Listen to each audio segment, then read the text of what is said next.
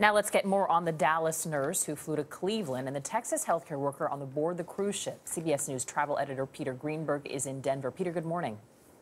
Good morning. So we heard Vicente talking about Frontier Airlines. Overnight, they put out a statement basically saying the nurse who was on the airline may have been at a more advanced stage of her illness than previously thought. What does that mean for the airline? Well, what it means for the airlines is that they're essentially flying blind in the wake of not effective screening or not effective widespread screening of passengers. So they've got to ramp up their outreach to those passengers who are on those planes, and that's what they're doing. Peter, turning to the issue of the cruise ship and the unnamed passenger aboard who may or may not have been exposed to Ebola, what is the latest on that? Well, she's still quarantined in her cabin along with her husband.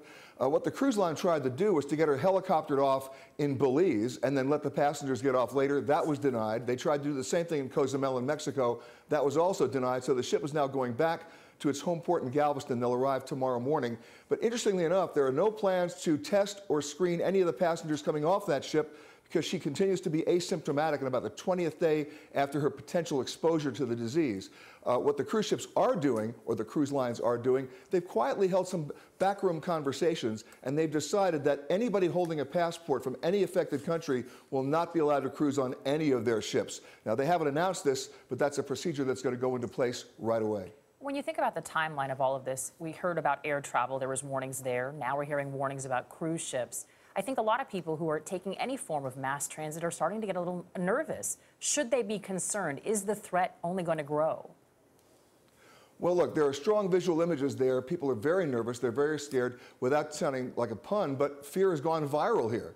And the problem is, no cruise line is really prepared to deal with this, and neither are the ports. However, it's got to be effective screening. And right now, the cruise lines are wrestling with how do you screen the passengers before they come on the ship, not when something like this happens. And to be clear, Peter, you're saying that while it hasn't been announced yet, the cruise lines are deciding not to take any passengers from where precisely? From any of the affected countries, Liberia, Sierra Leone, Nigeria, anybody with one of those passports cannot take a cruise. Simple as that. They haven't announced it yet, but they've decided that they're going to make that happen.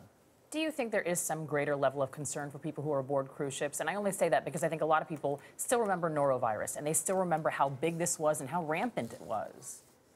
It was big, it was rampant, but it was basically a gastrointestinal disease. And what the cruise lines did was they basically increased their vigilance. They put in hand sanitizers in every public area. They were very vigilant about making sure people wash their hands before and after meals. And the actual incidence of norovirus has decreased remarkably and dramatically. So they've done a pretty good job in that area. All right, Peter Greenberg, thanks so much for being with us this morning. Thanks, Peter.